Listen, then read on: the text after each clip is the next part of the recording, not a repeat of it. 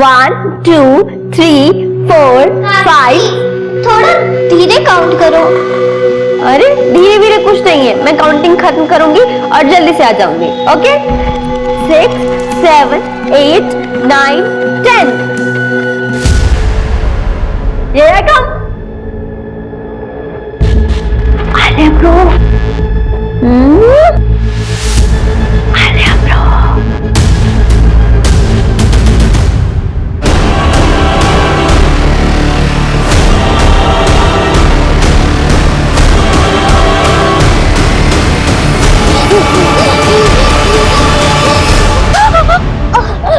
मुझे जाने दो ना, मत मारो मुझे। एक कहावत है कि कौवे को दूध से कितना भी नहला दीजिए वो हंस नहीं बन सकता।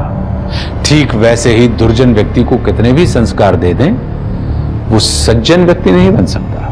नमस्कार, मैं आशुतोष राणा आप सभी का हार्दिक स्वागत करता हूं क्राइम पेट्रोल के नए अध्याय शातिर क्रिमिनल्स में। हम अक्सर जब भी दुनिया को देखते हैं तो सोचते हैं कि दुनिया इतनी बदहाल क्यों है। कहीं लोग अपने ही दोस्तों को नौकरी से निकलवा रहे हैं, एक दूसरे के क्रिएटिव आइडियाज चुरा रहे हैं, यहां तक कि कुछ देश अपने आसपास के छोटे मोटे कमजोर देशों तक पर कब्जा कर रहे हैं। और सबका बस सिर्फ एक ही कारण है, सत्ता की लालच, वर्चस्व की भूख। और आज की हमारी कहानी में मुजरिमों ने लालच के ऐसे पायदान पार कर दिए हैं जिसे देखकर आपके रोंगटे खड़े हो जाएंगे।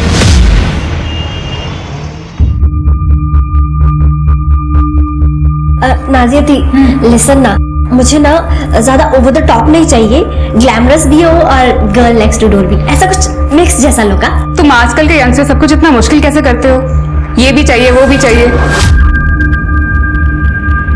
मुझे मेरा काम करने दे। है दीदी तू है या मैं? अम्मी आप फिर से ढोल जमा रही हो। एक तो इसके अब्बू जाते जाते इसको ताना देना अच्छे से सिखा के गए। अम्मी आपको पता है ना, जो इस दुनिया से चले जाते उनके बारे में बुरा नहीं कहते। हाँ, ये किसने सिखाया? अरे मेरी ही मती मारी गई थी। आलिया चलो उठो, जल्दी जाके तैयार हो जाओ, मैं तुम्हें संगीता के यहाँ छोड़ दूँ, फिर मुझे शूट पे जाना है। Bye Kavya, best of luck. Thanks Alia bro. सुन काव्या, ध्यान से जाना, आजकल कोई भी प्रोड्यूसर बनके लड़की को फंसाने की कोशिश करता है। थैंक यू दी। और आप ना बिल्कुल टेंशन मत लो, मेरे साथ मेरी मैनेजर है डेजी, और वो ना इतनी तेज है कि ऐसे प्रोड्यूसर ना दिन में 100 बार बेचते। बाय द वे, मैं कैसी लग रही हूँ? माशाअल्लाह। Thank you.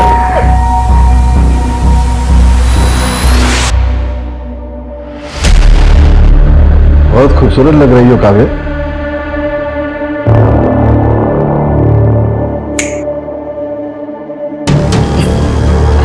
वैसे कामरा साहब, तेजी चालाकियों से कोसों दूर रहती है।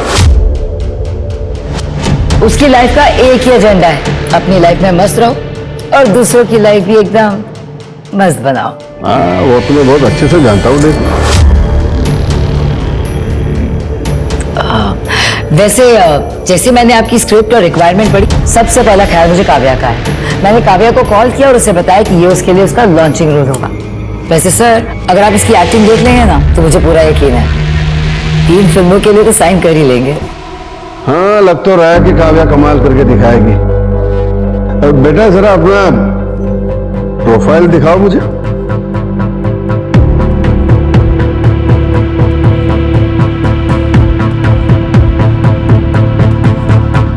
अरे काव्या, सर को जरा अपना बेली डांस मूव दिखाना, मैं गाना चलाती हूँ तुम्हारे घर को। मैं बिना म्यूजिक के दिखा देती हूँ, एक सेकेंड।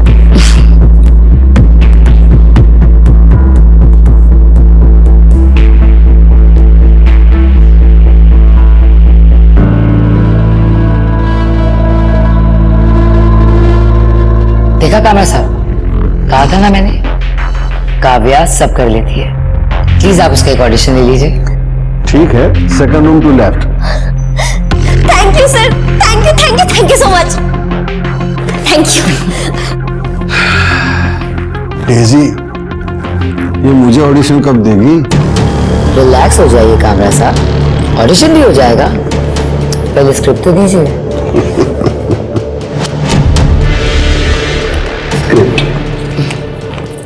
इतना हल्का? काव्या साहब आप भी ना बहुत कंजूस हो गए, रहने दीजिए आप। अरे मैं मजाक कर रहा था कहीं से। वेट दूसरी स्क्रिप्ट देता हूँ।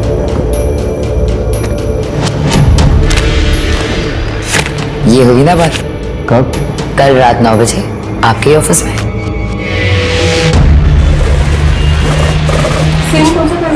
Scene number 6। टोनी क्या कर रहा है तू? कितनी देर से तेरे को फोन कर रहा हूँ, फोन काहे को नहीं उठाया तूने? ब्रेक था, आलिया साथ थी। उसको पता है ना अपने बारे में, तो फिर क्यों इतना सोचती है? पता है पर पसंद नहीं है।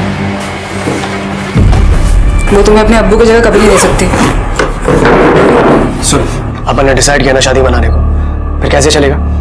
तेरी बच्ची के लिए क्या अपन प्यार को सैक्रिफाइस करते? आलिया मेरी सब कुछ है, अगर वो रेडी नहीं है शादी नहीं करूंगी मैं। I am sorry. उसकी बच्ची को कुछ तो करना पड़ेगा। अंकल अंकल 10 कर दो ना, अंकल अंकल 10 कर दो। ए, भाग यहाँ से। जब देखो मांगते रहते हो। वैसे भैया इन भिखारियों का भी एक अलग ही टैलेंट है, मांग मांग के लखपति बन जाते हैं। मुझे लगता है ना कि मुझे भी अभी यही धंधा करना पड़ेगा यार। 3 महीने हो गए हैं, एक दिन का काम नहीं मिल रहा है। अरे बेबी तू टेंशन क्यों लेती है, मैं हूं ना।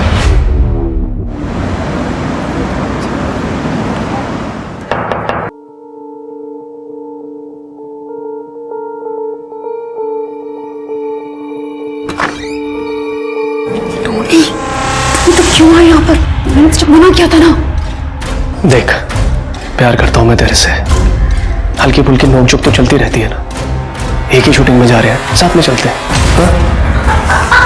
आप वही हो ना अम्मी, आपने मुझे प्रॉमिस किया था ना कि आप मुझे दोबारा नहीं मिलोगे। अरे बेटा ऐसी कोई बात नहीं है। देखो मैं तुम्हारी मम्मी को सिर्फ पिक करने आया हूँ। और देख बेटा, मैं बहुत अच्छा आदमी हूँ। तेरी अम्मी से बहुत प्यार करता हूँ मैं, और तुझे भी ना। बहुत गलत हो अम्मी, अम्मी अम्मी अम्मी अम्मी निकालो ना इनको। टोनी मैंने मना किया था, जा यहाँ से। टोनी जो बैठ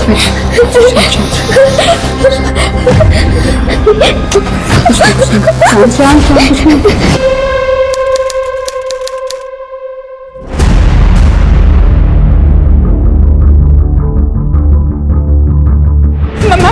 मैडम मेरी बच्ची को खोजिए, वो मिल नहीं रही है। वो मैं घर गई थी, घर पे कोई नहीं है। काव्या भी नहीं। 1 मिनट, आप शांत हो जाइए। मैडम वो देख नहीं सकती। मैडम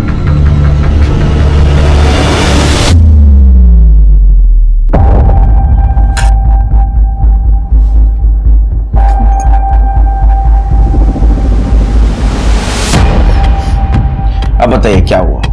सर मेरी बेटी है आलिया, वो देख नहीं सकती।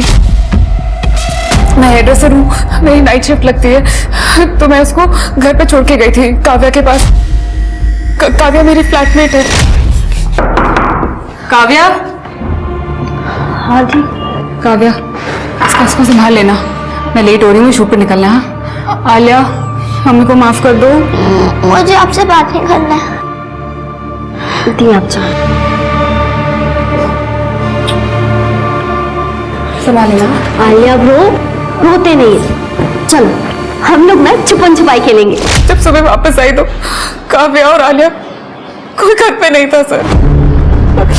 काव्या फोन भी नहीं उठा रही है सर। तो क्या आलिया काव्या के साथ अक्सर रहती थी? हाँ सर, मैं काव्या को पैसे देती थी, नाइट शिफ्ट होती है मेरी, तो बेबी सिटिंग के लिए रात को कोई मिलता नहीं है, और काव्या को भी पैसों की जरूरत थी। तो तेरे इस प्रोड्यूसर का क्या हुआ, कामरा का?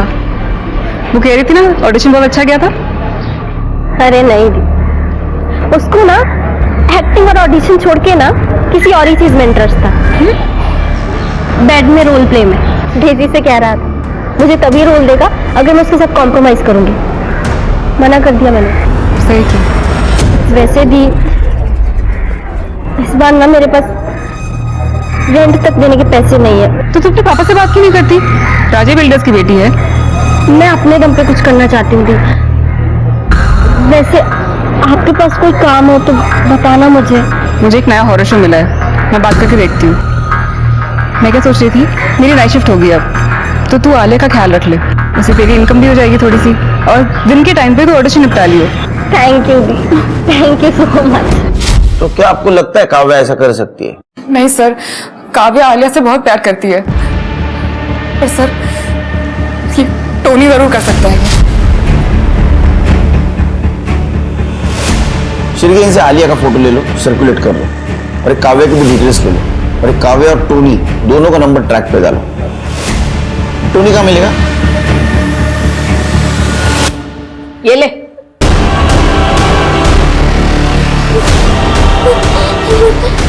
मुझे मेरी मम्मी के पास जाना है।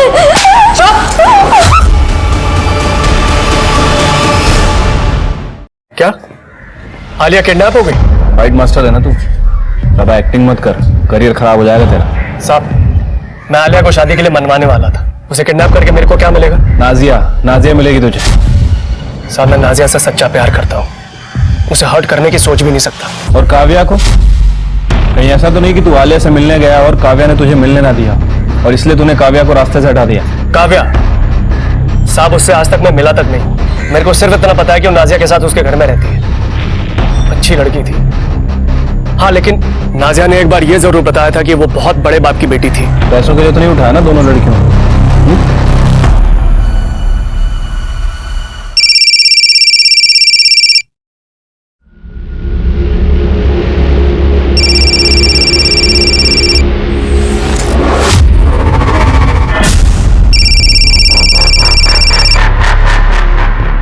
हेलो, तुम्हारी बेटी जो है ना काव्या, वो हमारे पास है।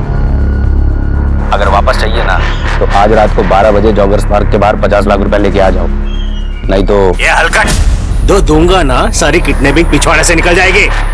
रख फोन।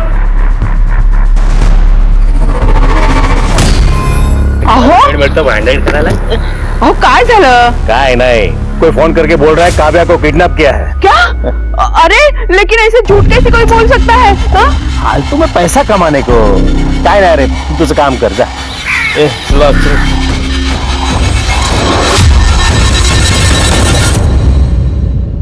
हे बघा सर, काव्या के फोटो किसी ने फ्रॉड में डाले, सोशल मीडिया के मैसेज में उसके बारे में पूरा बुरा लिखा है। कौन है? सुनील कामरा, तेरा बेटा लगा ये? मकान मालिक ने ये घर मुझे दिया था, ये कमरा मैंने काव्या को दिया था। आपने कभी काव्या के साथ पैसों के रिलेटेड कोई बात की थी, लाइफ इंश्योरेंस पॉलिसी वगैरह की? ऐसा भी हो सकता है कि काव्या ने आलिया को पैसों के लिए किडनैप किया हो। नहीं मैडम, मेरे पास कहाँ इतने पैसे हैं। और रही बात काव्या की, तो वो बहुत काफी रईस खानदान से थी। माँ बाप से झगड़ कर वो आई थी एक्ट्रेस बनने के लिए। आलिया को नुकसान सिर्फ वो टोनी पहुंचा सकता है मैडम।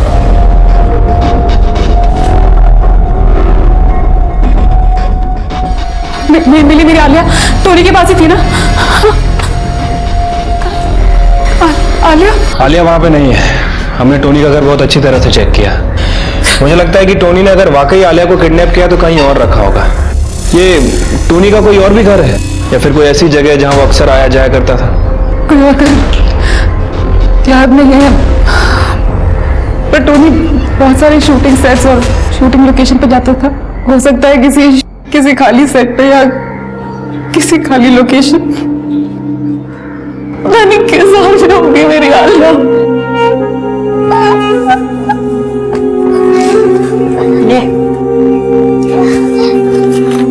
ये रुक, खाना नहीं खाएगी तो अक्कल आएगी। मेरी अम्मी छोड़ेगी नहीं सबको। ए सोना, सामान लेकर आ, इस महारानी को सड़क छप बनाना है। अभी लेके आती हूँ।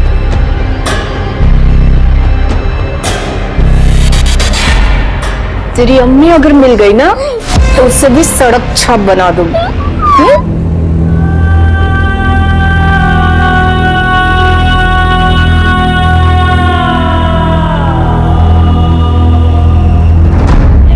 अब लग रही है सड़क छाप। ए बंटी सोना, इसे काम सिखा और धंधे का उसूल भी। अरे वो डेजी ने काव्या को दिखा दिखा कर मुझसे पैसे लिए और फिर दोनों के फोन बंद, दोनों गायब। फोन नंबर दो उनका।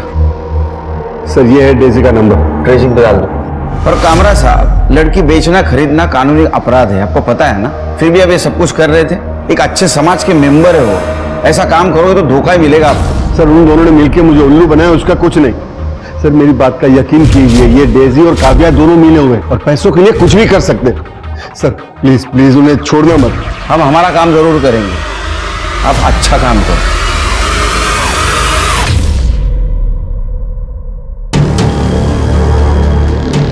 क्यों मनसुख भाई, है ना लड़की खरा सोना?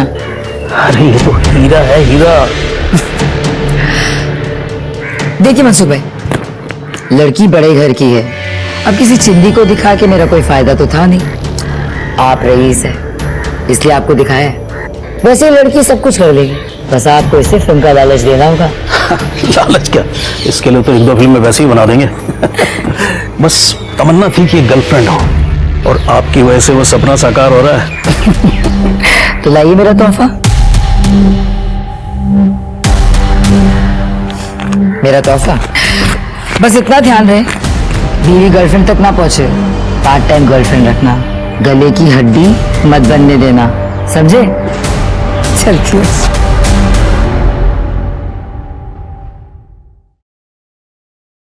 सर इतनी ज्यादा शक्कर? अरे तृप्ति, ये शिरके और इसके भाभी की वजह से मैं 4 चम्मच से 2 चम्मच पे आया था, दिमाग चलना बंद हो गया मेरा। बात ध्यान रखो शिरके, 4 चम्मच शक्कर की चाहे दिमाग की बत्ती जलाए, समझे? और ये ह्यूमन ट्रैफिकिंग का बहुत बुरा एक्सपीरियंस है मेरा। लड़की कहाँ है? और टोनी? सर वो टोनी को तो मैंने लॉकअप में रखा हुआ है, उसकी फोन लोकेशन भी चेक की।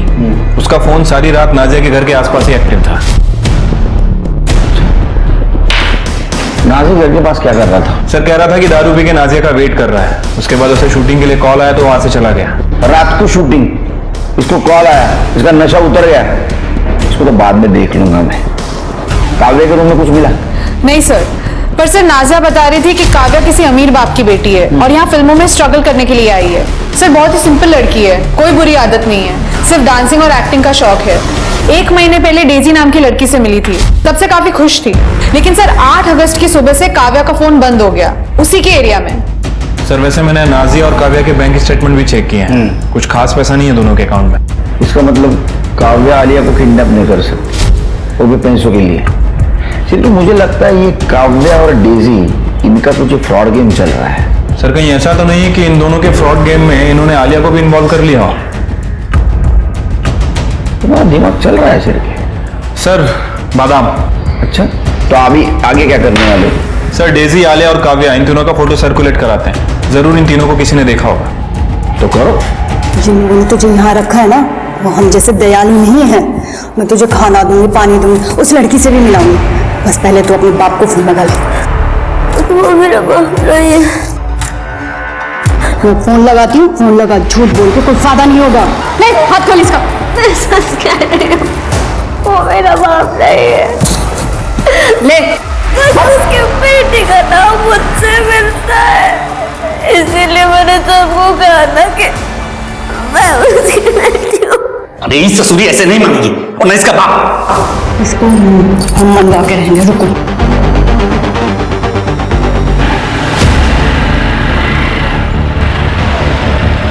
साहब डेजी का पता चल चुका है, एड्रेस मैसेज कर दे। देख कैसे मांगेगी? साहब 2 दिन से कुछ खाया नहीं है साहब, तब बहुत भूख लगी है। ठीक, मैं झूठ नहीं बोलूंगी, मैंने तो खाना खाया है ना। ज्यादा भूखट मत कर, नहीं खींच के दूंगा। पकड़ या भिख मांग। ज्यादा बन रहा है क्या तू? गुड्डू, रियाज ने कैसे सिखाया था? जाने दे उसे, सीख जाएगी वो। चले चल तू, चल चलो। सर पहुंच जाऊंगी, टाइम से पहुंच जाऊंगी जी। मैडम इतनी भी क्या जल्दी है, चले? आलिया कहाँ है? आलिया? कौन आलिया? सर मैं किसी आलिया को नहीं जानती।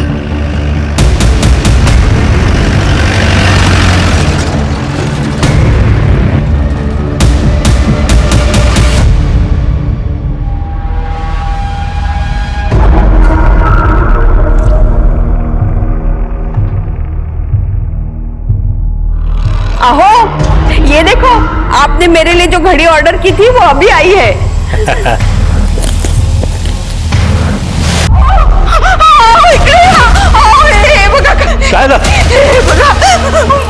मला खूप भीती वाटते।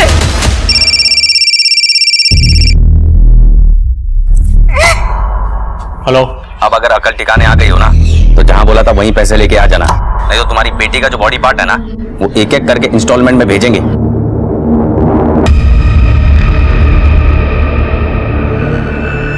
हे सगळं काय होतंय? हमारी काव्या तो यूके गई है ना वेकेशन के लिए, तो ये सब बस तू चिंता काय को कर रही है? मैं हूं ना। ये बंदा जो कोई भी है वो हमें येड़ा बना रहा है। अब देखो मैं कैसे उसे पेड़ा खिलाता हूं। सर मैं कोई इलीगल काम नहीं करती। कामरा को हीरोइन चाहिए थी और मैं काव्या की मैनेजर हूँ, इसीलिए मैंने काव्या को कामरा से मिलवाया था। उसे बेडरूम एक्शन चाहिए था और मैं अपनी हीरोइनों से ये सब काम नहीं करवाती। अरे सॉलिसिटिंग, हाँ ये गलत काम है, पता है ना आपको? आपने इनसे पैसे लिए, मनसुख से पैसे लिए, बाकी बहुत सारे मर्दों से पैसे लिए। सर ये शादीशुदा मिडिल एज बेहुदा इंसान से इन्होंने आपसे कहा और आपने इनकी बात मान ली। सर मुझे तो लगता है तो आप लोग समझदार है। सर ये पैसे वाले लोग अपनी बीवी के सगे नहीं है तो आपके होंगे। जेवढं विचारलं ना तेवढंच बोलायचं, समझलं ना? तुमने और काव्या ने मिलकर सब कुछ किया नहीं उस लड़की के साथ? मैं नहीं जानती कि आलिया कौन है। सर मैं तो खुद परेशान हूँ काव्या को लेके। मुझे एक प्रोड्यूसर से मिलवाना है, उसका फोन बंद आ रहा है। तुम्हारा मोबाइल दो, तुम भी चेक करो। सर ये गलत बात है सर। क्या गलत है क्या सही है हमको मत बताओ। ये आपको भी पता है और ये मुझे भी पता है कि आप लोगों के पास मेरे खिलाफ कोई भी सबूत नहीं है, तो क्यों आप मेरा और अपना टाइम खोटी कर रहे हैं? मैडम आपका सारा काला चिट्ठा निकाल रखा है हमने। सर पहली बात तो आप तमीज से बात कीजिए। मैं अगर इस शहर की एक अच्छी सिटीजन हूं, उसका मतलब ये नहीं कि आप लोग मेरे साथ कुछ भी हरकत करेंगे और कुछ भी बोलेंगे। कुछ भी? एक बच्ची गायब हुई है और हमें पता है तेरा कुछ ना कुछ कनेक्शन है इसके साथ। सर मैंने आप... अरे रुको, अंदर किधर जा रहे हो? रुको रुको। आ गया मेरा शेर लाया। सर आपको मुझसे बात करने से पहले इनसे बात करनी होगी। करनी है? नहीं? ठीक है, phone. Thank you, it was nice meeting you sir. Bye. चल बघतो तुला नंतर।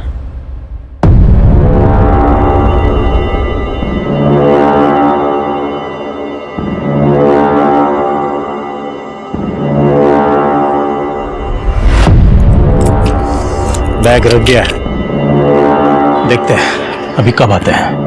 नए हलकट मानुस आए ये लोग, किसी को भी किसी की बेटी बना के रोटी वसूल रहे। अपने जमाने में क्रिमिनल के भी दिन धर्म हुआ करते थे। आज फिर से कॉलेज के टाइम जैसा मजा। ढूंढेंगे इन साले क्रिमिनल्स को, छोड़ेंगे नहीं। एक मिनट। हाँ बोल। दादा स्कूटी आई, 2 आदमी चढ़े हैं उसको। कोई आ रहा है। चलो चलो, ये था।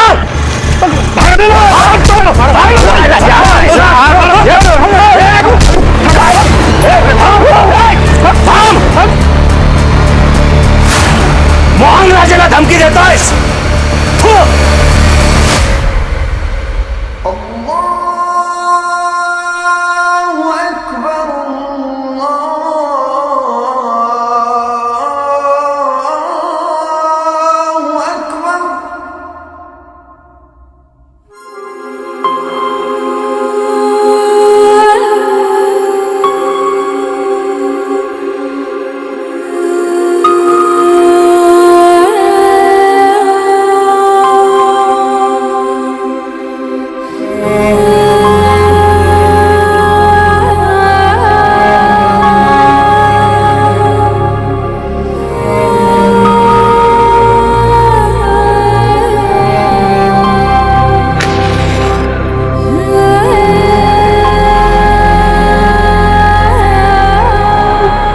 बच्ची और काव्या जहाँ भी हो उन्हें सलामत रखना ऊपर वाले। ये लड़की 1 रुपया नहीं कमाया। मुझे मेरी अम्मी के पास जाना है। मैं भीख नहीं मांगूंगी। भीख नहीं मांगेगी तू? अरे जाने दो अम्मी, 1-2 हफ्ते में सीख जाएगी। इसे देखकर 1-2 हफ्ते में सारे बच्चे बिगड़ जाएंगे। आज किसी को खाना नहीं मिलेगा।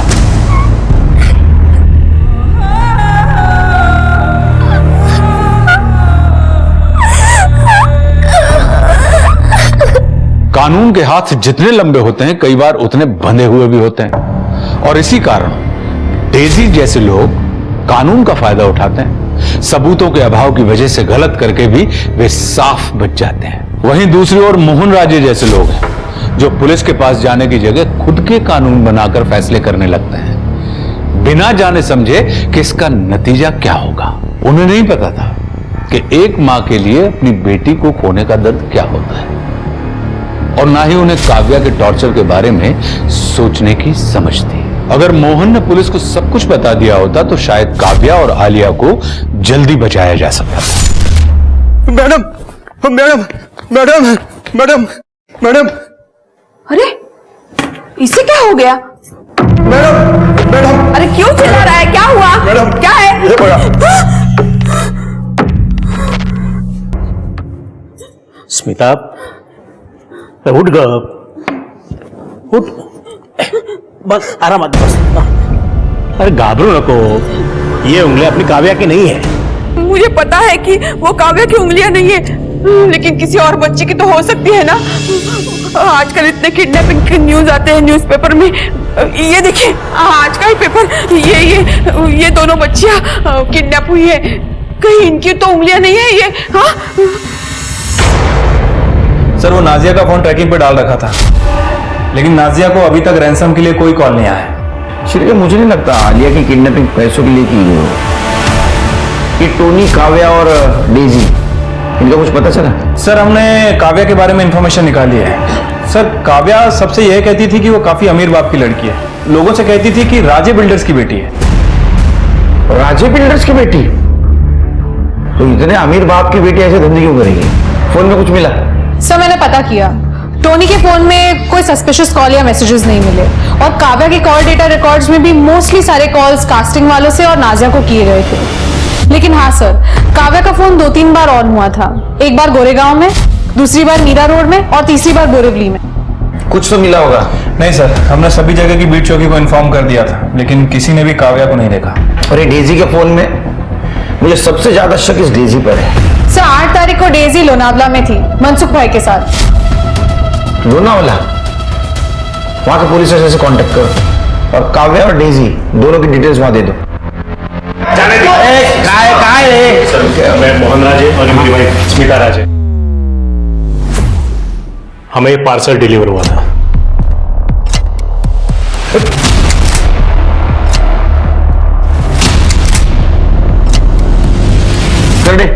ये उंगलियां फॉरेंसिक के लिए भेज दो।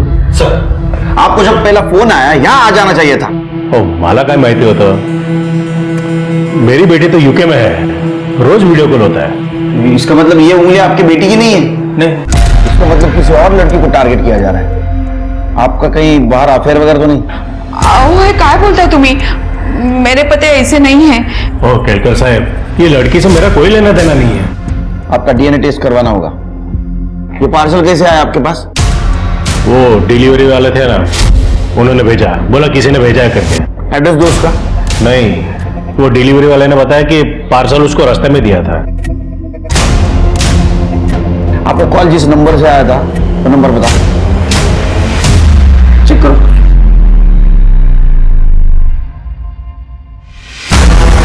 सर इन्हें तो काव्या के नंबर से ही कॉल्स आ रहे हैं। ये देखिए दोनों नंबर सेम है।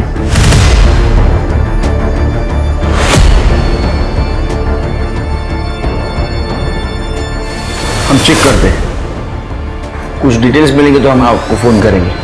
चल रहे नंबर क्या? ये काव्या सबको बोलती थी ना कि वो अमीर बाप की बेटी है। सर, कहीं ऐसा तो नहीं कि किसी ने काव्या को गलत फहमी में अमीर समझ के किडनैप कर लिया? और ये आलिया उसके साथ थी तो उसको भी गायब कर दिया। सिर के काम करो, ये काव्या ने किस किस को झूठ बोला था पता करो। सर ऐसा भी हो सकता है कि ये सब नाजिया ने ही किया हो और अपनी बेटी आलिया को किडनैप करवा दिया हो ताकि हमको उस पर शक ना हो सकता है। ये काव्या किडनैपिंग केस है, सारे प्रूफ और एविडेंस फिर से चेक करो और सिर के मुंबई का मैप लेके आओ। ठीक है सर। सेम नंबर है। बोला ना, बोला। हेलो। अब क्या पूरा हाथ काट के भेजेंगे तब समझोगे क्या? माना कि बाप बेटी का लफड़ा चल रहा है, लेकिन मर जाएगी तो चलेगा क्या? नहीं नहीं, ऐसा मत करना। पहले गलती हो गई मुझसे। अगर दोबारा ऐसी गलती हुई ना फिर मुझसे बुरा कोई नहीं होगा। हेलो। क्या हुआ? कट हो गया।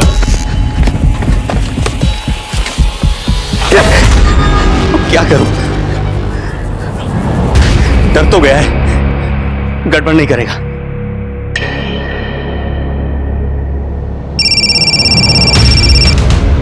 हेलो। हाँ, वो बैटरी चली गई थी। एड्रेस लिखो। तुम दोनों को पता था काव्या अमीर है? कहीं ऐसा तो नहीं कि तुमने उसको किडनैप करवाया, मारा या मरवाया पैसों के लिए? सर मैं अपनी खुद की बेटी के साथ क्यों कुछ ऐसा करूंगी? पुलिस की नजरों से बचने के लिए। साहब, इसमें अपन का कोई याद नहीं है, अपन इसे शादी करना चाहता था बस। और सर काव्या ने बहुत सारे लोगों को बताया अपने अमीर होने के बारे में। हाँ, लेकिन उनमें से तुम दोनों हो जिनकी फाइनेंशियल कंडीशन खराब है। बाकी तो सारे प्रोड्यूसर्स थे, उनको पैसे के लिए ये सब कुछ करने की जरूरत नहीं। सर काव्या का फोन फिर से ऑन हुआ था। आलिया देख, अगर तू कमाएगी नहीं ना तो सलमा हम सबको भूखा रखेगी, और गुड्डू बीमार है, वो उसे दवाई भी नहीं देगी। नहीं, मैं भीख नहीं मांगूंगी, चाहे जो भी हो जाए। सर काव्या का फोन वेस्टर्न एक्सप्रेस हाईवे पर यहाँ बंद हुआ था।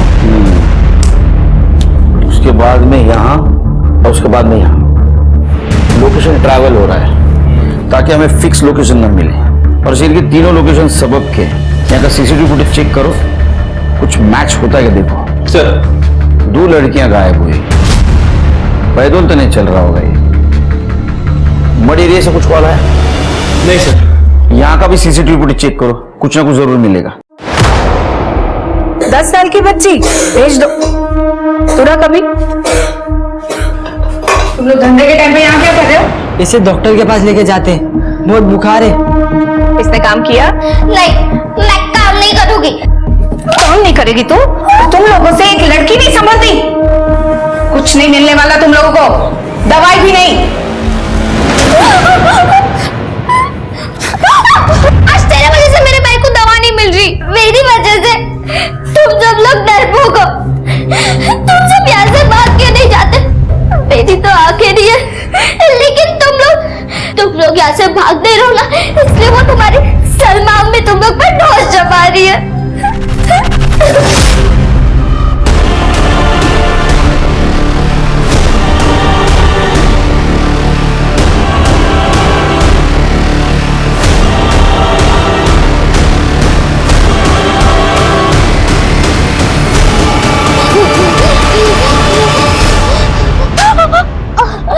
मुझे जाने दो ना, मत मारो मुझे। सर, मैंने सभी जगह का सीसीटीवी फुटेज चेक किया है और लोकेशन भी चेक की है। एक कॉमन फैक्टर है जो सभी जगह नजर आ रहा है। ये देखिए, ये स्कूटर यहाँ पर भी है, यहाँ पर भी और यहाँ पर भी है। चेहरा नहीं दिख रहा, हेलमेट पहना है इसने। वैसे ये स्कूटर डेजी धवन के नाम रजिस्टर्ड है। लोन पे लिया था सर उसने, लेकिन उसने ईएमआई नहीं भरी, और जब बैंक वालों ने स्कूटर को उठाना चाहा तो उसने कह दिया कि स्कूटर चोरी हो गया। कंप्लेंट की थी? नहीं सर। डीजी को लेके आओ। काव्या ने इससे भी झूठ बोला था। सर, एक नए नंबर से फोन आया था पैसों के लिए, आज रात को पैसा देना है। हर क्रिमिनल एक गलती करता है, इसने भी कर दी।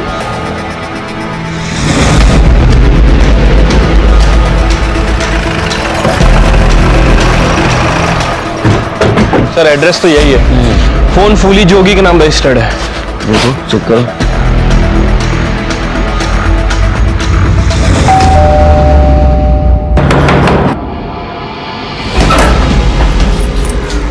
हाँ जी, क्या हुआ? ये नंबर आपका है?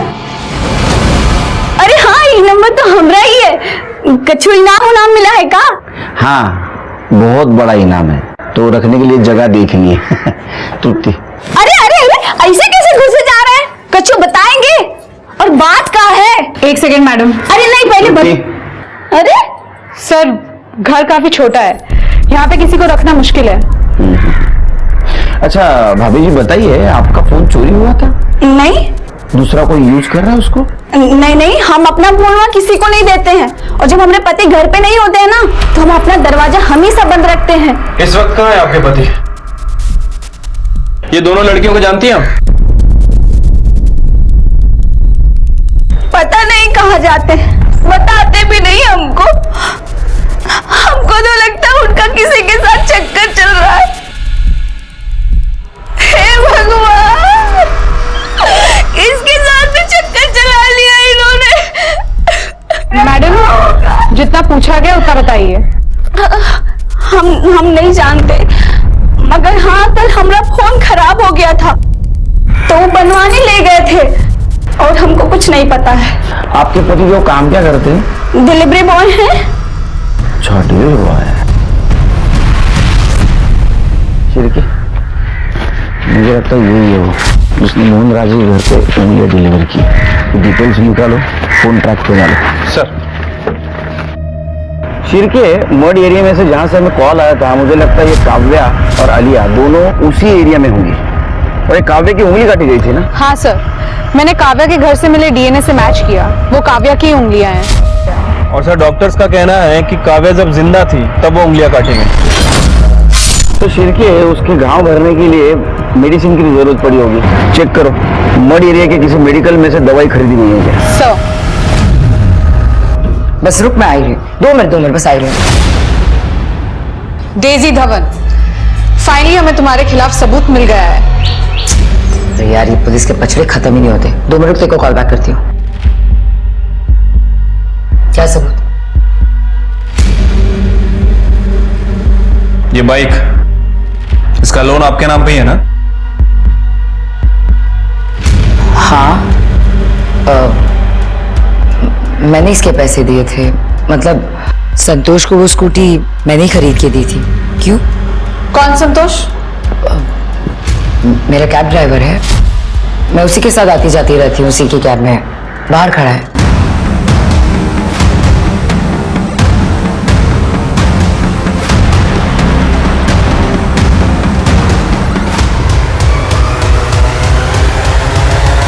सर, हमने चेक किया, संतोष अपनी वाइफ के साथ मलाड में रहता है, उसका मर्ड में कोई कनेक्शन नहीं है। और सर, वो मेडिकल का पूरा सामान मठ से ही खरीदा गया था। लेकिन प्रॉब्लम यह है कि उस एरिया में केवल एक ही मेडिकल स्टोर है, और वो एरिया काफी बड़ा है, वो लोग कहीं भी हो सकते हैं। और सर, मैंने देखा उस दिन संतोष की कैब काव्या के घर के एरिया में ही थी, जिस दिन काव्या गायब हुई थी, 8 अगस्त की सुबह। देखो, 2 लड़कियों की जान खतरे में। संतोष तुम्हारा ड्राइवर था और काव्या तुम्हारे दोस्त। तुम्हारा संतोष का मन में कोई कनेक्शन है? देखिए सर, मैं लफड़े करके पैसे नहीं कमाता, लेकिन हाँ, मेरे पास एक मड कनेक्शन है। आप चाहे तो मैं आपकी मदद कर सकती हूँ, लेकिन उसके बदले में आपको मेरे ऊपर जितने भी केसेस हैं सारे ड्रॉप करने होंगे। मंजूर है तो बताइए।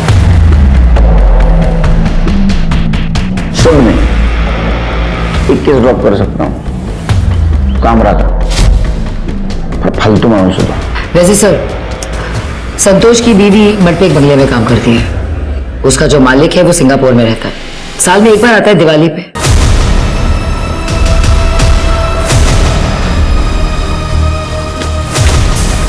शिरके, एम्बुलेंस बुलाओ, चेक करो। काव्या, आलिया कहाँ है? आलिया दूसरे रूम में। दूसरे कमरे में। ढूंढो उसको। चलो लेके चलो। ठीक हो सर? पूरा घर खाली है, आलिया कहीं नहीं मिली। क्या करोगे उसको जिंदा रख के? फंसना है क्या भाई? फंसना बसना कुछ नहीं, बहुत हो गया। उस चक्कर में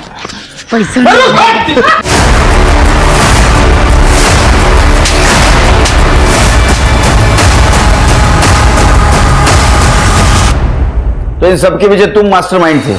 साहब, मैंने काव्या को बोलते हुए सुना था कि मैं बहुत अच्छी फैमिली से बिलोंग करती हूँ, तो क्या हुआ अगर माँ बाप से झगड़ा करके यहाँ पे आई हूँ? तो मैंने अपनी बीवी और साले के साथ मिलकर उसको किडनैप करने का प्लान बनाया। वो छोटी बच्ची को तो हम जानते भी नहीं थे। किडनैप कैसे किया? साहब उस रात डेजी मैडम दारू के नशे में टून थी एकदम, और मैं काव्या के घर चला गया। अरे संतोष, तुम इतनी सुबह सुबह? मैडम डेजी मैडम का एक्सीडेंट हो गया। क्या? प्लीज आप जल्दी चलिए मेरे साथ। मैं चल रही हूँ, 1 मिनट। हाँ चलो चलो। ये बच्ची? अब इसको कहाँ छोड़ो, तुम चलो ना। रास्ते में मनोज और साहब वो बंगला खाली था तो इसलिए हम वहाँ उन दोनों को रख दिए। ये हमारा दूर का भाई है, जल्दी पैसा कमाना था, गाँव वापस चले जाएंगे हम लोग, वहाँ खेती बाड़ी कर। आलिया कहाँ है? आलिया कहाँ है? साहब बहुत परेशान कर रही थी, बेच दिया। ऐसी लड़की को मैंने नहीं देखा। वो मेरी बच्ची है, प्लीज तुम्हारे पैर पड़ती हूँ, वो मेरी बच्ची है, प्लीज बता दो। वो अंधी है, वो लाचार है, प्लीज बता दो। लाचार नासुर थी वो, नासुर। सारे पैसे बर्बाद हो गए मेरे। बता बता कहाँ है बच्ची, बता। वो भाग गई, वो झूठ बोलती है। पुलिस वालों का यही काम है ना, हम कमजोर लोगों पर हाथ उठाना। मेरा पति मुझे छोड़कर चला गया, 10 साल पहले मेरी बच्ची खो गई थी, तब तो कोई नहीं आया मेरी मदद के लिए। तब कहाँ थे तुम लोग? अब किसी को नहीं छोड़ूंगी मैं, सारे बच्चों को खा जाऊंगी मैं। मैंने भी अपनी बच्ची को अकेले पाला है, पर अपनी बच्ची के खोने पर मैंने अपनी इंसानियत नहीं खोई। इन सारे बच्चों को अपने माँ बाप से अलग रख रही है तू। खुदा तुझे कभी माफ नहीं करेगा, कभी माफ नहीं करेगा, कभी माफ नहीं करेगा खुदा तुझे। संभालिए। सब बच्चों को लेके चलो, एनजीओ को बुलाओ। चलो चलो चलो चलो, लेके जाओ इसको। शिरकी, पूरा एरिया छान मारो, देखो कुछ मिलता है क्या। सर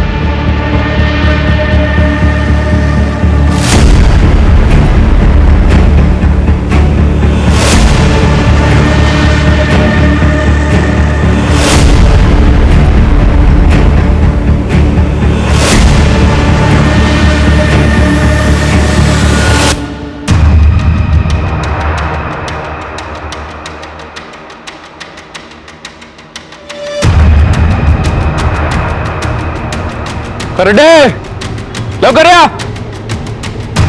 सर ये देखो, लगता है इसे अभी खोद के फिर से भरा गया। गड्ढा खोदने वाले को बुलाओ। सर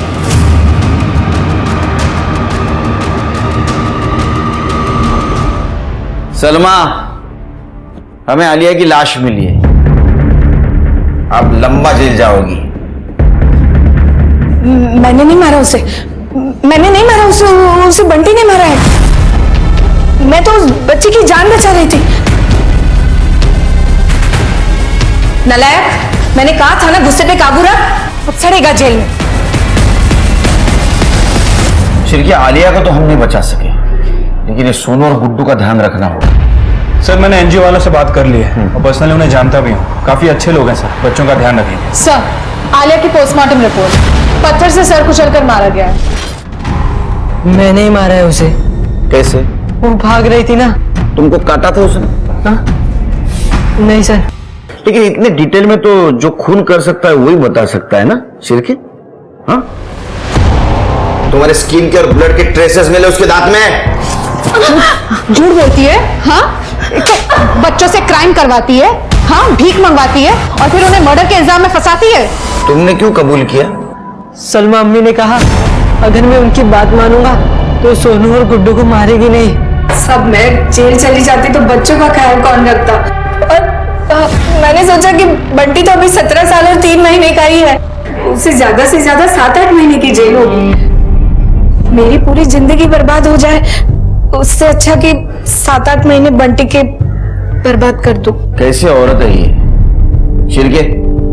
इसके चार्जशीट में मिसयूज ऑफ जुवेनाइल लॉ भी ऐड कर दो। वो बेचारा बंटी अनजान बच्चों के लिए जेल जाने के लिए तैयार हुआ था और तुम सड़ो जेल में। सलमा, बिंदिया, मनोज, डेजी सब कहीं ना कहीं अपनी लालच की गिरफ्त में थे और अपने इसी लालच के राक्षस को उन्होंने अपने ऊपर हावी होने दिया। किसी जिंदा इंसान के शरीर के हिस्से को काट काट कर बेचना ताकि थोड़े से पैसे मिल सके, ऐसी विकृत मानसिकता किसी सामान्य इंसान की तो हो ही नहीं सकती। वहीं सलमा खुद एक मां होकर एक बच्चे की जान लेने से नहीं चूकी और उसके बाद उसने जुवेनाइल लॉ का दुरुपयोग करके बंटी को मर्डर के आरोप में फंसाना चाहा, पर फॉरेंसिक साइंस और पुलिस की वजह से सही मुजरिम पकड़ लिए गए। मैं फिर याद दिलाना चाहूंगा कि अकेली पुलिस कुछ नहीं कर सकती।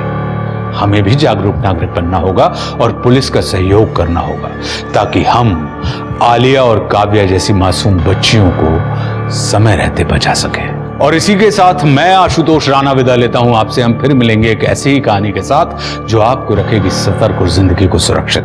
तब तक अपना और अपनों का ख्याल रखिए और देखते रहिए क्राइम पेट्रोल सतर्क। जय हिंद।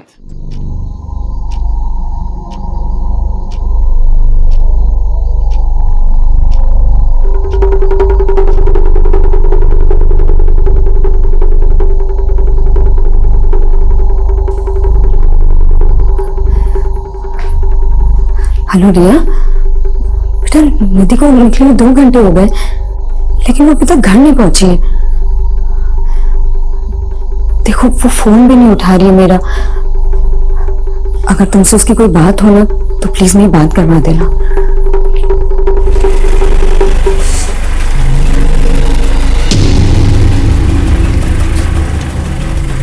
निधि, कहाँ थी तू? कब से फोन ट्राई कर रही हूँ। तुझे पता मैं कितना डर गई थी और मेरा फोन क्यों नहीं उठा रही थी तू? माँ, मैं ड्राइव कर रही थी। अरे ड्राइव कर रही थी तो क्या हुआ, एक बार फोन तो देख सकती है ना। माँ, तुम इतना डरती क्यों? एक काम करो, तुम ना योगा किया करो। देख निधि, ये बात ना मजाक में तू।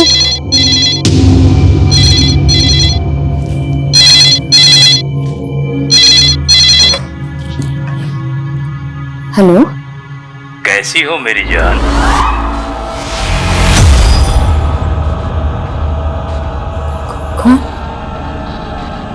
कौन बोल रहा है? 11 जून 2001 की रात याद है ना? मैं लौट आया हूँ, जल्दी ही मिलूंगा तुमसे मेरी जान। क्या हुआ मम्मा?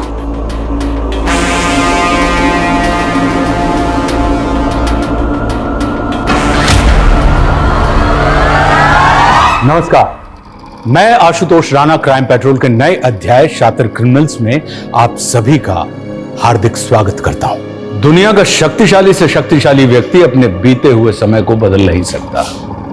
याद रखिए, हमारा अतीत हमारे साथ परछाई की तरह चलता है। हम लाख कोशिश कर लें मगर हम अपने अतीत को बदल नहीं सकते, उसे झुठला नहीं सकते। वक्त का पहिया रीमा को भी उस मकाम पर ले आया था जहां उसका खौफनाक अतीत उसके सामने सुरसा की भांति मुंह खोले हुए खड़ा था और अतीत की यह दस्तक रीमा की जिंदगी पर कहर डालने वाली थी।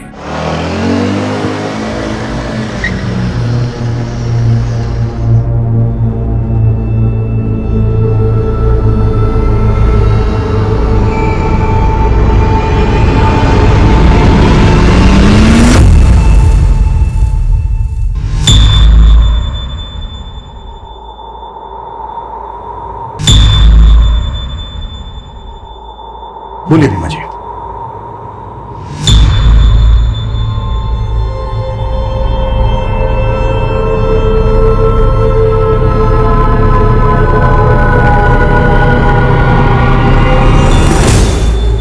रीमा जी, अगर आप कंफर्टेबल नहीं हैं तो इट्स ओके, हम फिर किसी दिन बात कर सकते हैं। सर, मेरी माँ का रेप हुआ था 18 साल पहले।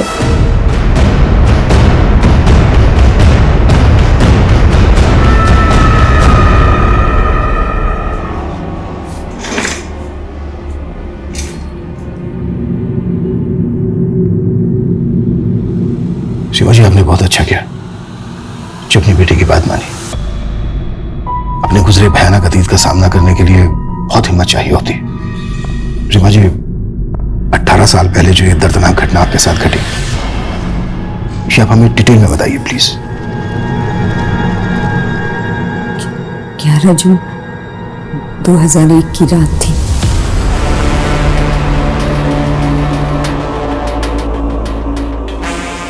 रीमा, रीमा, रीमा।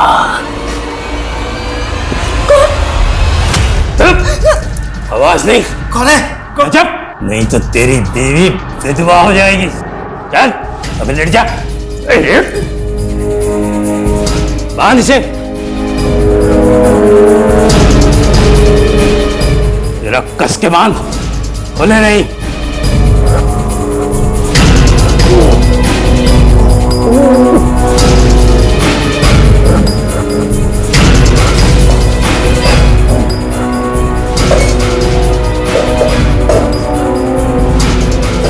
हिलना मत, अगर जरा भी हिला तो तेरी बीवी की खोपड़ी उड़ा दूंगा, समझा? बर्तन की आवाज नहीं आनी चाहिए। उस घटना के 18 साल के बाद उस आदमी ने अचानक से कॉल किया अब आपको? जी। रीमा जी, जब ये घटना घटी आपके साथ, उस वक्त आपने पुलिस कंप्लेन तो की ही होगी? जी, प्रताप नगर थाने में करवाई थी। तब इंस्पेक्टर मुकेश राठौर इंचार्ज थे। प्रताप नगर पुलिस स्टेशन से कांटेक्ट करो। सर।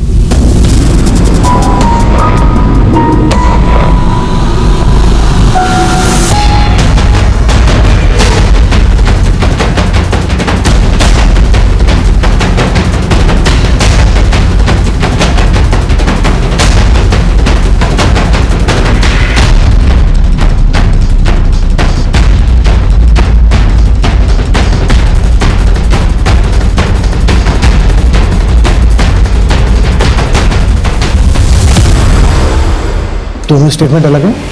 मतलब? या सर, ये रीमा का रीसेंट स्टेटमेंट है जो उसने हमें दिया है, और ये 2001 का स्टेटमेंट है। दोनों स्टेटमेंट में उसने अलग अलग कहानी सुनाई है। रेप की तारीख से लेकर हर इंसिडेंट एकदम अलग है सर। मानो दोनों केसेस एक दूसरे से बिल्कुल अलग हो। और रेप के कुछ दिन के बाद, यानी कि 17 जून 2001 को उसने प्रताप नगर थाने में रेप की शिकायत दर्ज करवाई अपने पति राजेश चौहान के साथ।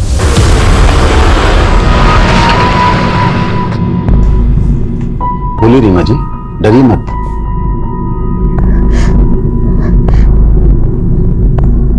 मेरा रेप हुआ है। वो जबरदस्ती घर में घुस गया था। कौन था वो? कब हुआ है? 13 जून। पूरी बात बताइए रीमा जी। तब आप क्या कर रही थी? आपके पति कहाँ थे? इनकी नाइट ड्यूटी थी। करीबन 10 बजे मैं अपने कमरे में सो रही थी जब रीमा, आप घर कब लौटे? करीब 1:30 बजे जब मैं घर आया तो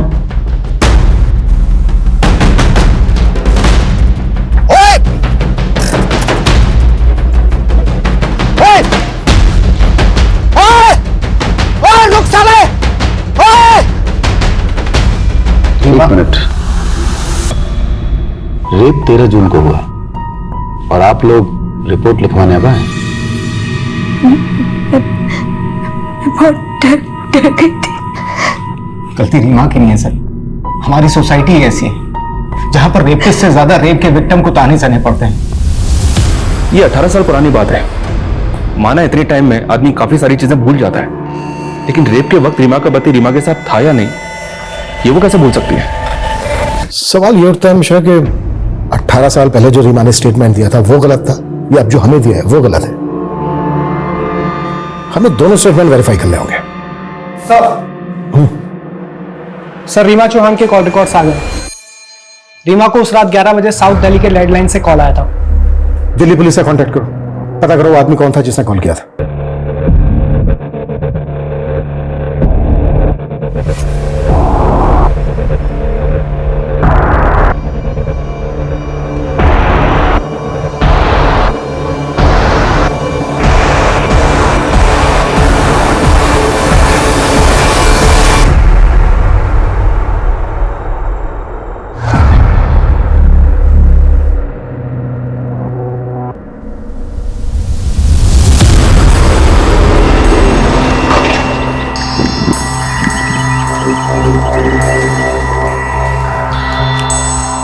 चेक करो।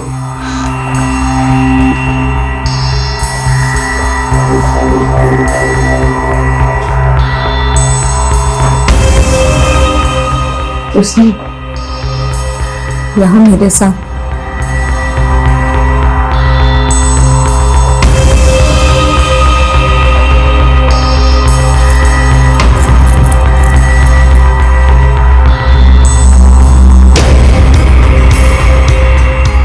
अच्छा, आपने बताया कि उसने गमछे के टुकड़ों से बांधा था। वो टुकड़े कहाँ हैं? वो तो वो अपने साथ लगी है।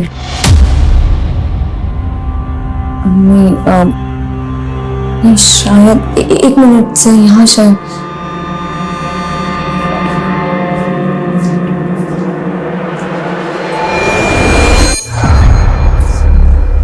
ये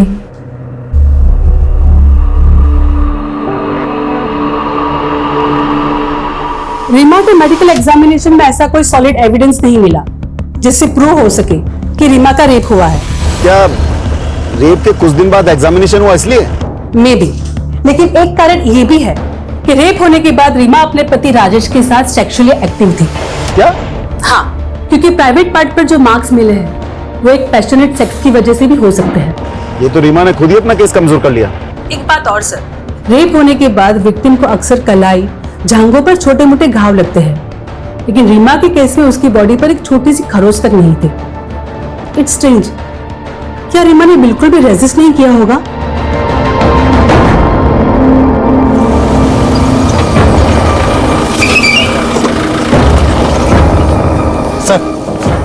सर आपको एक बात बतानी थी। क्या? रीमा का जहाँ रेप हुआ था उस जगह 11 जून को चोरी की 3 वारदातें हुई थी। रीमा की केस से कोई कनेक्शन लगता है? सर चोर की कदकाठी रीमा के रेपिस्ट से मेल खाती है और एक विटनेस का कहना है कि उस चोर ने गमछा भी पहन रखा था। चोरियां हुई 11 जून को और रेप हुआ 13 जून को। हो सकता है दोनों क्राइम एक ही आदमी ने किए हों। लेकिन सर जहाँ चोरी हुई वहाँ रेप की कोई वारदात नहीं हुई और जहाँ रेप हुआ यानी कि रीमा के घर वहाँ चोरी नहीं हुई। सर मुझे दोनों केसेस अलग अलग ही लग रहे हैं। सर 2001 में भी इन्वेस्टिगेटिंग टीम को इस बात का शक था कि रीमा उनसे कुछ छुपा रही थी। उसके कैरेक्टर पर भी सवाल उठे थे। शनि अफेयर, तो क्या ये रेप का नाटक अफेयर को कवर करने की वजह से था? अगर ऐसा था तो फिर इतने सालों बाद वही नाटक करने के पीछे क्या वजह हो सकती है?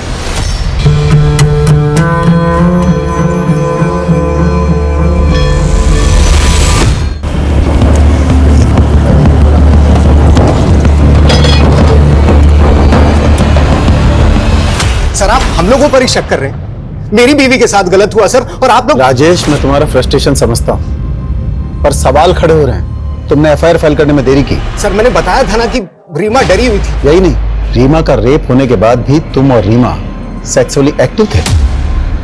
ये कोई मामूली बात नहीं है राजेश। तब मुझे पता ही नहीं था कि रीमा के साथ में रेप हुआ है।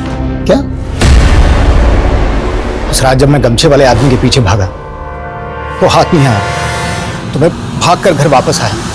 मेरे को बहुत चिंता हो रही थी रीमा को लेकर। रीमा, रीमा, राजेश, राजेश, डरने की कोई बात नहीं। भाग गया वो, तुम्हें कुछ हुआ तो नहीं? ठीक तो ना? तुम चिंता मत करो, मैंने अपने आप को बाथरूम में बंद कर लिया था। थैंक गॉड, तुम्हें कुछ हुआ नहीं, वरना रीमा को देखकर लगा ही नहीं कि उसके साथ किसी ने जबरदस्ती की है। लेकिन कुछ दिन बाद, अरे रीमा जल्दी बाहर निकलो यार, लंच बॉक्स दे दो, लेट हो रहा हूं।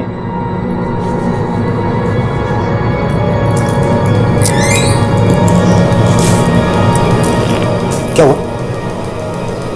नहीं बस वो थोड़ी सी कमजोरी है। झूठ मत बोलो, कल भी बोला था ना तुम्हें कि डॉक्टर के चलो। एक दिन और देख लेते, फिर पक्का चली जाऊंगी। इस पेन को इग्नोर करने से काम नहीं चलेगा। आज शाम को चलते हैं तुम्हारे डॉक्टर मित्तल के।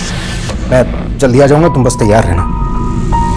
डॉक्टर मित्तल गायनोकोलॉजिस्ट हैं। उन्होंने मुझे बताया कि रीमा के साथ मैंने घर आते ही सीधे सीधे रीमा से पूछ लिया।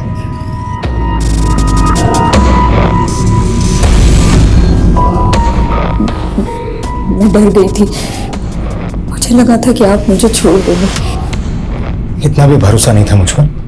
अरे भूल तुम्हारी नहीं है, तुम्हारे साथ गलत हुआ है। उस कमीने को तो छोड़ूंगा नहीं मैं। रीमा, हम पुलिस के पास जाएंगे। पुलिस? हाँ रीमा, हमें पुलिस के पास जाना ही होगा। अच्छा, ये गमछे वाला आदमी कौन हो सकता है?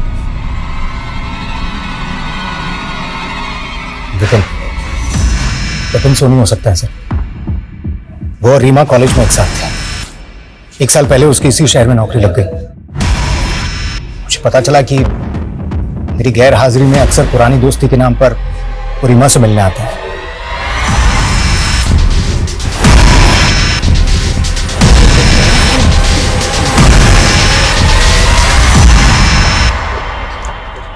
जगन सर, पूजा दहिया रेप केस की फाइल निकालो। जी सर।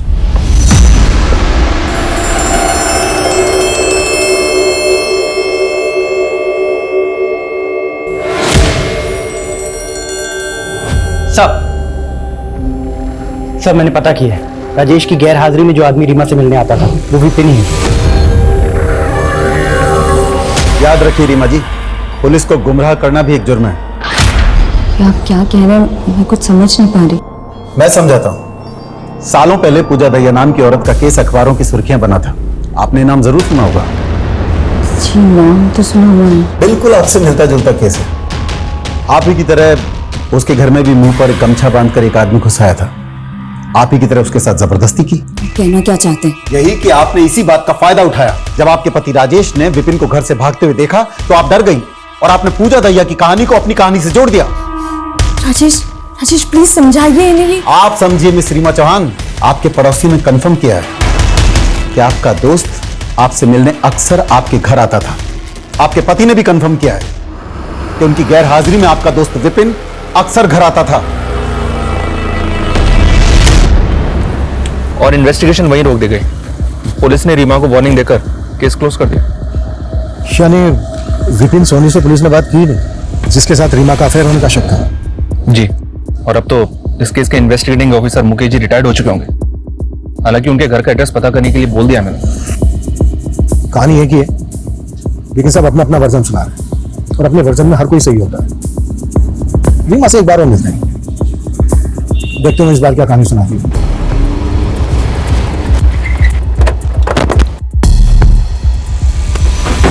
आपको मेरी बात पे यकीन नहीं है? रीमा जी, हम बातों पर नहीं सबूतों पर यकीन करते हैं। और आपकी कहानी में तो कई कहानी मिली हुई है।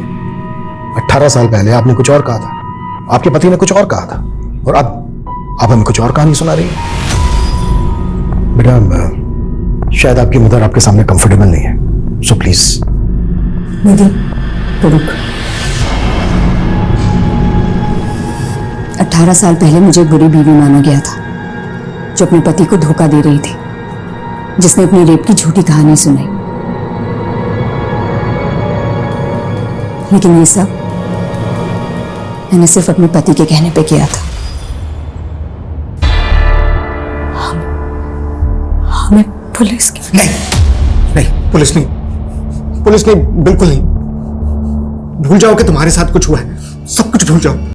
राजेश, ये आप क्या कह रहे हैं?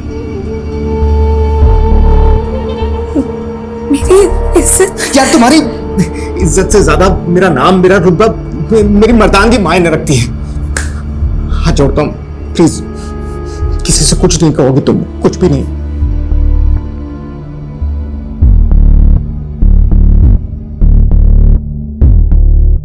रीमा, ये इंजरीज नॉर्मल नहीं है। बताओ मुझे क्या हुआ है? कुछ भी। रीमा, तुम कुछ छुपा रही हो ना? आप क्यों जिद कर रही हैं? रीमा के लिए यही सही है कि वो सब कुछ भूलकर। ये भूलने वाली बात नहीं है राजेश। रीमा के साथ जो है वो गुनाह हुआ है और गुनहगार को सजा मिलना जरूरी है। तुम उसके पति हो, तुम्हें उसका साथ देना चाहिए। और अगर तुम में हिम्मत नहीं है तो मुझे कह दो, मैं इसे पुलिस स्टेशन लेके चली जाऊंगी। नहीं नहीं, आपको कुछ करने की जरूरत नहीं है। मैं ले जाऊंगा रीमा को पुलिस के पास। मजबूरी में राजेश को मुझे पुलिस स्टेशन ले जाना पड़ा, लेकिन वहां उसने मुझे पूरा सच नहीं बताने दिया। मेरा रेप हुआ ये सच है, लेकिन उस वक्त राजेश वहां नहीं था, ये झूठ। चलो माना आपने अपने पति के कहने पर झूठी गवाही दी, लेकिन आपने रेप के तुरंत बाद अपने पति के साथ फिजिकल रिलेशन बनाए। सेकंड, अगर सही वक्त पर मेडिकल एग्जामिनेशन हो जाता तो रेपिस्ट को पकड़ने में आसानी होती। वो फिजिकल रिलेशनशिप मेरी मर्जी से नहीं बनी थी, वो भी रेप ही था।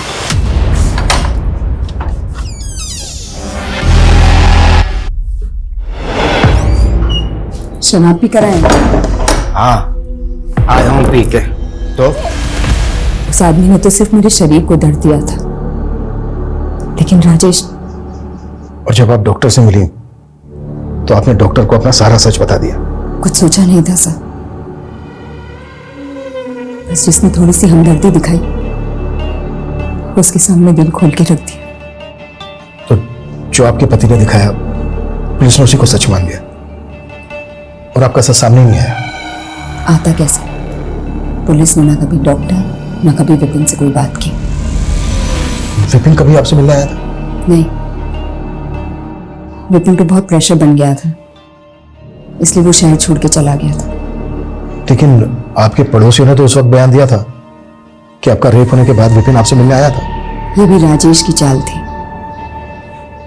विपिन अच्छा लड़का था, हंसमुख था। राजेश ने कहा था कि वो विपिन को मेरे पास भेजेगा ताकि मेरा मन बहल जाए, पर बाद में समझ आया ये सिर्फ राजेश का प्लान था ताकि सबकी नजरों में मैं झूठी बन जाऊं। और वही हुआ।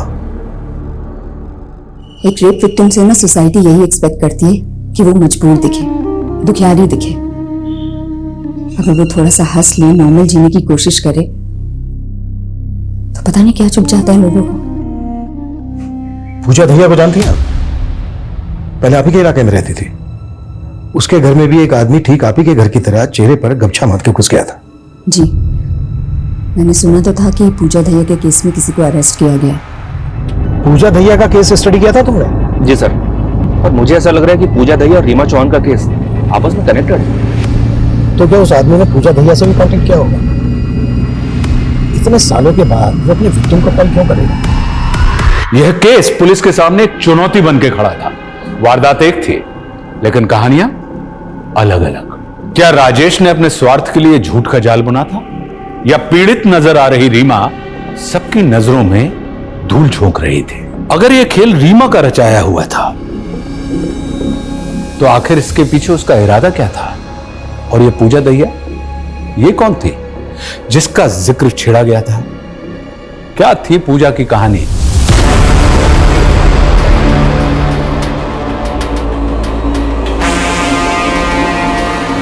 कौन है?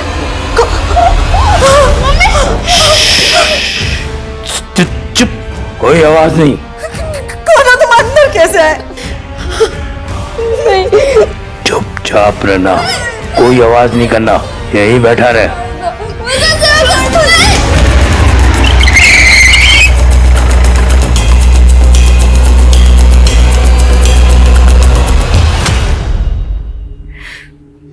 मैं नहीं जानती कि वो कौन था।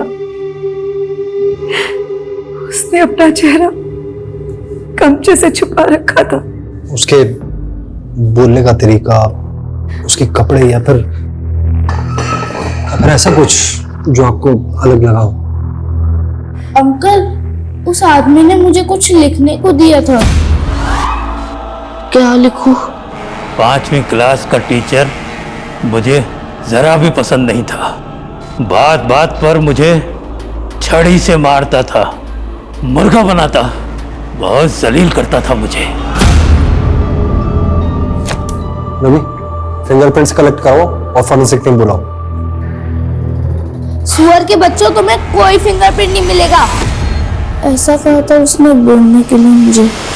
सुअर के बच्चों, तुम्हें कोई फिंगरप्रिंट नहीं मिलेगा, ऐसे बोलना है। वो आदमी बोलते वक्त हकलाता था, खासकर च बोलते वक्त। इन्वेस्टिगेटिंग टीम ने इस पूजा दहिया का बैकग्राउंड खंगाला सर।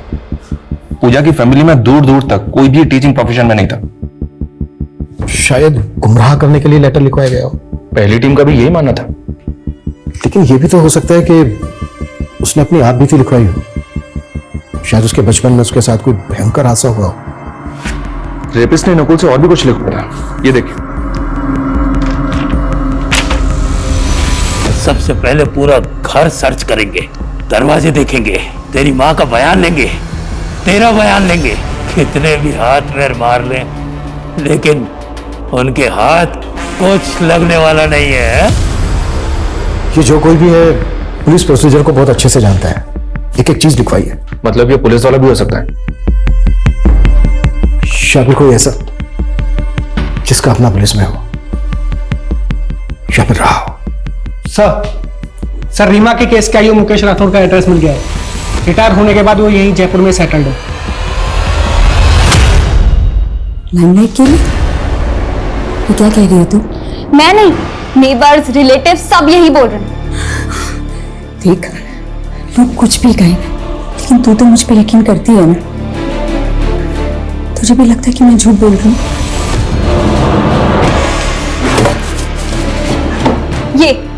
ये पापा की डायरी है ना, इसमें भी यही लिखा है कि आप अटेंशन पाने के लिए कुछ भी कर सकती हो। लो पढ़ो। यदि तूने अपने पापा को ना सिर्फ फोटोज में देखा है, या फोटोज में लोगों की सोच, उनकी नीयत के बारे में कुछ पता नहीं चलता बेटा। बच्चा गिरा दो क्यों? क्योंकि ये मेरा नहीं है, उस कमीने का है। कितनी बार आपको बताऊंगी कि ये हमारा बच्चा है। ये मुझसे बेहतर और कौन जान सकता है? अरे मुझे कुछ नहीं पता, गिरा दे ये बच्चा, हम दूसरा कर लेंगे। बहुत कोशिश की तेरे पापा ने मेरा अबॉर्शन कराने के लिए, लेकिन कोई डॉक्टर राजी नहीं हुआ। एक दिन तो तेरे पापा ने मुझे सीढ़ी से धक्का तक दे दिया था।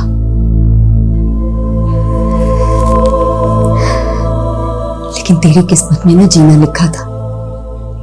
मुझे लगा तेरी शक्ल देख देख कर ना अब राजेश के अंदर का बाप जाग जाएगा। एक दिन किसी ने मजाक में उनसे कह दिया कि तेरी शक्ल उनसे नहीं मिलती। बस उस दिन वो बिल्कुल टूट गए थे। मैंने समझाने की बहुत कोशिश की, लेकिन वो एकदम खामोश हो गए थे। लेकिन तेरा चेहरा देखकर हमेशा रुक जाती। मैं ये सब कुछ ना बुरा सपना सोचकर भुला चुकी थी, लेकिन अब वही सब कुछ हो रहा है मेरे साथ। मैं ये सब सहन कर सकती हूँ, लेकिन दुख इस बात का है कि तू भी मुझ पर यकीन नहीं करती।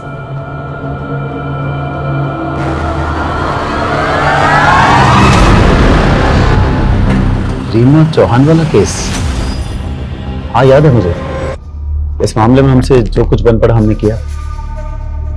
यहां तक कि 2003 में अलग अलग पेट्रोलिंग टीम बनाई उस लोकेलिटी पर नजर रखने के लिए। और एक रात रुक रुक, गाड़ी पीछे ले। जी सर। रुक, कौन हुआ? क्या कर रहा है? रुक रुक रुक, वरना गोली मार दूंगा। रुक, इधर आ, पास में। गमछा निकाल मुझसे। जगन, जल्दी से बैकअप टीम लेकर सोमवारी बाजार वाले एरिया में आ जाओ। चोर को मैंने पकड़ लिया। भले ही दूर से सही, पर आपने उसे देखा था? कोई ऐसी खास निशानी जो आपको याद हो? अंधेरा बहुत था, कुछ खास देख नहीं पाया। हाँ, जिस तरह से फुर्ती से उसने मुझ पर गोली चलाई, पक्का कोई ट्रेंड आदमी था। कोई पुलिस वाला? हाँ, शक तो मुझे भी था। मुझे लगा या तो कोई पुलिस वाला है या पुलिस वालों के साथ मेलजोल जरूर रहा होगा। जब हमारी सारी कोशिश फेल हो गई तो हमने जनता की मदद मांगी। देखिए, डरने की कोई जरूरत नहीं है। आप लोगों को केवल पुलिस की आंख और कान बनना है। कोई भी बाहर का आदमी दिखे जिसका बर्ताव अजीब सा हो तो फौरन पुलिस को सूचित कीजिए। उसे पकड़ने की कोशिश मत कीजिएगा, क्योंकि उसके पास गन है। इंस्पेक्टर साहब, गन हो या तो एक फौजी किसी से नहीं डरता है। विकास जी, तैश में आकर कोई भी कदम मत उठाइएगा, फौरन पुलिस को सूचित कीजिएगा। जरूर, लेकिन उसे जान से मारने के बाद। और आप चिंता मत कीजिए, मेरे रहते हुए हर कोई सुरक्षित है। जगन, आसपास के लोगों से बात करो, कोई भी अजनबी जो कल यहां दिखा हो उसका स्केच बनवाओ। वो कमीना बचना नहीं चाहिए। हमने 3-4 स्केच बनवाए। हैरानी की बात यह थी कि उनमें से एक स्केच हमारी खबरी अंगद से मिलता जुलता था। आपने अंगद को अरेस्ट किया? फौरन धर दबोचा। तलाशी लो उसके घर की। साहब, घर का कोना कोना छान मारो। साहब, मेरे घर की तलाशी क्यों ले रहे हैं साहब आप? साहब,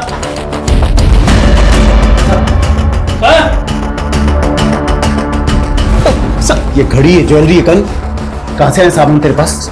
ये सब उन्हीं का है ना जिनका रेप हुआ है? साहब, मैं सच कह रहा हूँ साहब, मुझे कुछ नहीं पता। मैं महीने में ठीक से 10 दिन भी घर पे नहीं रहता हूँ साहब, तो मुझे पता नहीं है सामान कहाँ से आया। तू ऐसे नहीं उगलेगा। ये चलो इसे थाने। तो फिर अंगद को आपने रीमा के केस से कनेक्ट क्यों कैसे करते? एक तो अंगद ने कभी अपना जुर्म कबूल नहीं किया, दूसरी रीमा तब तक अपनी बेटी के साथ शहर छोड़कर जा चुकी थी। हाँ, इस बात का सुकून है कि मेरे ट्रांसफर होने से पहले ये केस क्लोज हो गया। 18 साल के बाद उस आदमी ने फिर से रीमा से कांटेक्ट किया। क्या? यस। आपको क्या लगता है, क्या ये अंगद हो सकता है? अंगद कैसे हो सकता है? अंगद तो 2013 में जेल में मर गया, दिल का दौरा पड़ा था उसे। सर, अंगद को मरे हुए पूरे 6 साल हो चुके हैं। ये रीमा चौहान ये सब नाटक पब्लिसिटी के लिए कर रही है फॉर श्योर। कैसी पब्लिसिटी? क्या मिलेगा उसको पब्लिसिटी का? एक बार को अपने बारे में ना सही, पर कम से कम अपनी बेटी के बारे में तो सोचो। और वैसे भी ये तो कंफर्म है ना कि उस रात रीमा को कॉल आया था। हेलो, कैसी हो मेरी जान? ये भी हो सकता है सर, कोई कॉपी कैट। चांसेस बहुत कम है। चलो मान लेते हैं कि मुझे अभी भी फरार है। वक्त के साथ उसका काम करने का तरीका भी बदला, पहले चोरी, फिर रेप, उसके बाद मर्डर्स। जब रीमा का रेप हुआ तब उसकी उम्र होगी कोई 33-37। तो इस वक्त उसकी उम्र होनी चाहिए 52 से 55 के बीच।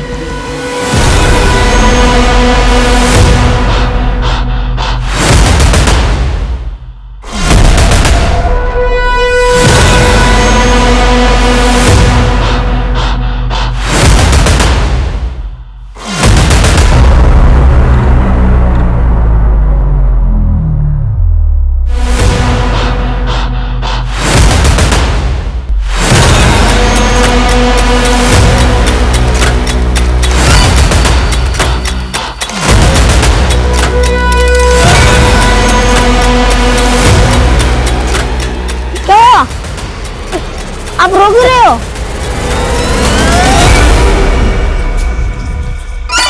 गुंजन, माँ को चल के सब बताना, अभी डरना मत।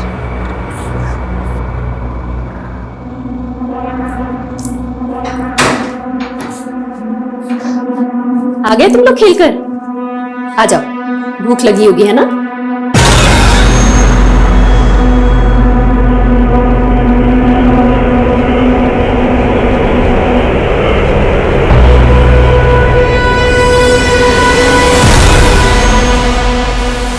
बेटा, ये सूरज अंकल हैं, अब हम लोग के साथ ही रहेंगे। नमस्ते करो।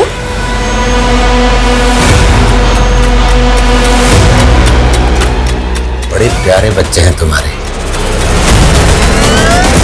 सर, जितना हमने सोचा था उससे कहीं ज्यादा बड़ा मामला निकला ये तो। सबसे पुराना केस 28 साल पहले का है। इतने अरसे में 51 ऐसे रेप केसेस मिले हैं जिनमें सेम मोडस ऑपरेंडी का इस्तेमाल हुआ। इसके अलावा 13 मर्डर केस में और 178 लूट केस में सेम पैटर्न फॉलो हुआ है। मतलब अंगद के जेल जाने के बाद भी केसेस होते रहे। एरिया कौन सा था? राजस्थान के अलग अलग शहरों के केसेस हैं सर। ये 1990 से 94 तक अलवर, 1994 से 97 जोधपुर, फिर 3 सालों तक उदयपुर और उसके बाद 2004 तक जयपुर। और इनमें से कहीं भी किसी भी जगह इस आदमी के खिलाफ कोई सुराग नहीं मिला? 2004 में 3 रेप विक्टिम से कल्प्रिट का डीएनए सैंपल कलेक्ट किया गया था। इस डीएनए को अंगद के क्लोज रिलेटिव के एक डीएनए से मैच करके देखो।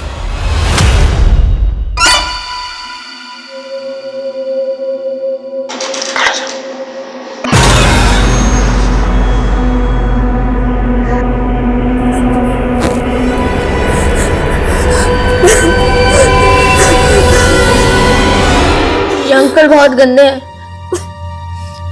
मत खेला करो उनके साथ। तुम माँ को क्यों नहीं बताती हो? तुम मत बताओ, मैं माँ को खुद ही बता दूंगा। नहीं, माँ खुद अंकल के साथ ही गेम खेलती है।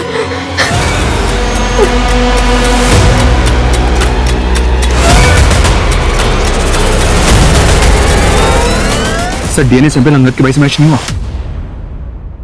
बेचारा अंगद पूरी जिंदगी जेल में खत्म हो गई। एनीवे, डीएनए सैंपल है हमारे पास। एक काम करो, जितने भी मोलेस्टर और रेपिस्ट हैं उनके डीएनए से मैच करो। Okay sir.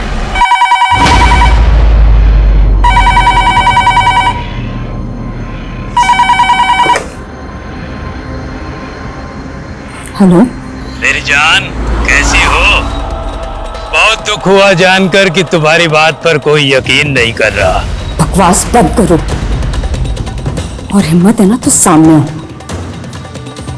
तुम कायर हो तुम।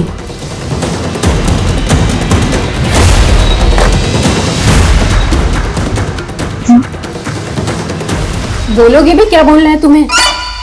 माँ वो अंकल। बड़े मजाकिया बच्चे हैं तुम्हारे।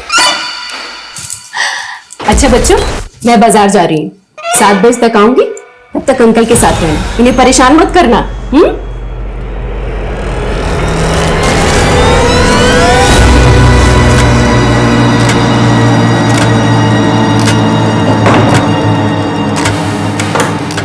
सर डीएनए अलवर के कैदी से पार्टली मैच हो रहा है, लेकिन इसकी उम्र तो 30 साल है। फिर ये वो नहीं हो सकता। आई थिंक उस आदमी को ट्रेस करने के लिए हमें किसी एक्सपर्ट की मदद लेनी होगी। देखिए, ये डीएनए पार्टली मैच हो रहा है, यानी ये कैदी उस खूनी का रिश्तेदार हो सकता है। एक्चुअली हमें इस कैदी के मदर और फादर के सभी रिलेटिव्स की एक लिस्ट बनानी होगी और सबका डीएनए मैच कराना होगा। लेकिन पुलिस हताश नहीं हुई, डटी रही और कई महीनों की कड़ी मेहनत के बाद डीएनए एनालिसिस के जरिए 2300 लोगों को शॉर्टलिस्ट किया गया। लेकिन अब भी मंजिल बहुत दूर थी। इन्हीं 2300 लोगों में एक वो अपराधी भी था जिसकी तलाश पुलिस को लगभग 30 सालों से थी। करीब 1 साल गुजर गया, तब जाकर सुरंग के आखिरी छोर पर रोशनी की किरण दिखाई दी। सर, लोकेशन हिस्ट्री और रिपोर्ट्स के अकॉर्डिंग हमारे पास अभी एक सस्पेक्ट है, और वो ये है। माय गॉड, ये वो 30 सालों तक पुलिस की आंखों में धूल झोंकता रहा। इसको आइए धर लेते हैं। नहीं, we have to be very careful. इसको बचने का एक भी मौका नहीं देंगे। पहले इसके खिलाफ सबूत इकट्ठा करेंगे, फिर तब बचेंगे साले को।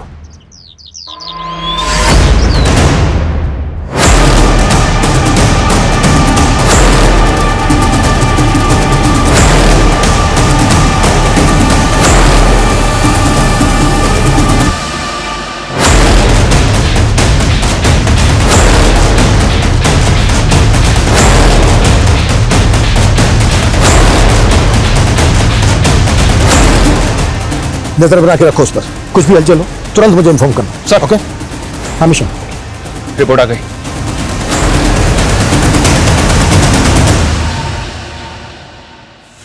अब सही वक्त है, आता है साले।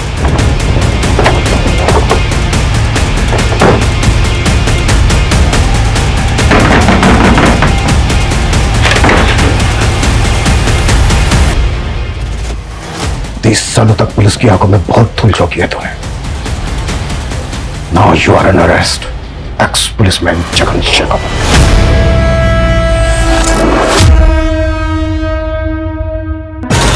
मेरे सौतेले बाप सूरज ने मेरा और मेरी बहन गुंजन का बचपन खराब कर दिया। रेप करता था वो हमारा।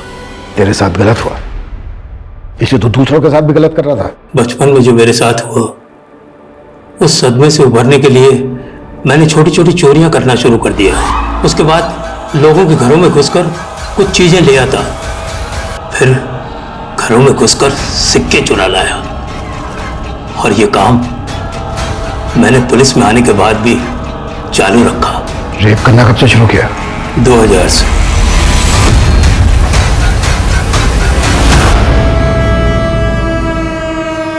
पूजा ने क्या बिगाड़ा था तेरा? गलती पूजा की नहीं, पूरी औरत जात की है। उसी साल दिल टूटा था मेरा। कुछ दिन तो सब कुछ ठीक चलता रहा, लेकिन एक दिन वो मुझे छोड़कर किसी और के साथ चली गई। तभी से मुझे औरतों से नफरत होने लगी, और उसके बाद मैंने एक के बाद एक औरतों को शिकार बनाना शुरू कर दिया। अंगद को क्यों फंसाया? मेरे सीनियर मुकेश जी की पेट्रोलिंग बहुत तेजी से चल रही थी। मेरा काम करना बहुत मुश्किल हो गया था। मैंने सोचा अंगद को फंसाऊंगा तो पेट्रोलिंग थोड़ी ढीली हो जाएगी और मेरा काम आसान हो जाएगा, और हुआ भी वही। इतने सालों के बाद रीमा को कॉल क्यों किया? मैंने नया सोशल मीडिया का इस्तेमाल करना शुरू किया था, और एक दिन उसी पर मुझे रीमा दिखी। मैंने उसका पीछा किया और मैंने उसका टेलीफोन नंबर उसके पड़ोसी से ले लिया। मैं सिर्फ उसे डराना चाहता था, क्योंकि कोई भी औरत मेरी आवाज सुनकर कांप उठे, ये ख्याल आते ही मुझे बहुत मजा आता है।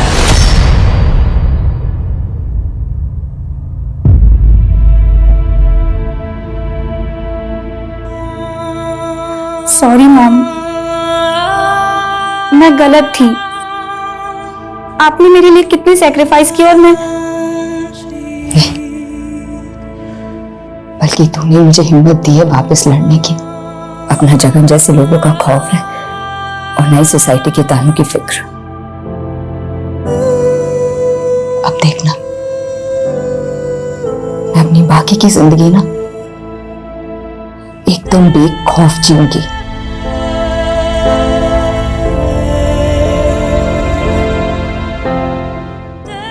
हमारे समाज में बलात्कार करने से ज्यादा उंगलियां पीड़िता पर उठती हैं कि लड़की ने क्या कपड़े पहने थे, क्यों रात को वो बाहर गई थी। ऐसे बेबुनियादी सवाल हमारा यही सो कॉल्ड सभ्य समाज उठाता रहता है, जबकि वास्तविकता यह है कि बलात्कार से अगर किसी का चरित्र कलंकित होता है तो वो सिर्फ बलात्कारी का।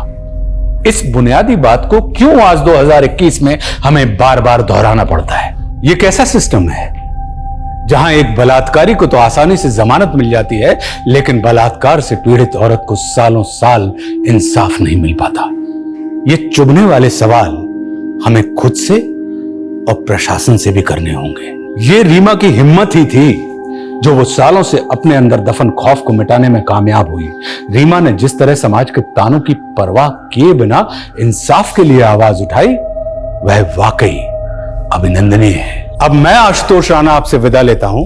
हम फिर मिलेंगे एक ऐसी ही कहानी के साथ जो आपको रखेगी सतर्क और जिंदगी को सुरक्षित। तब तक अपना और अपने परिवार का ख्याल रखिए और देखते रहिए क्राइम पेट्रोल सतर्क। जय हिंद। इस तरह के और भी एपिसोड देखने के लिए हमारे चैनल को सब्सक्राइब करें और बेल आइकन दबाना ना भूलें।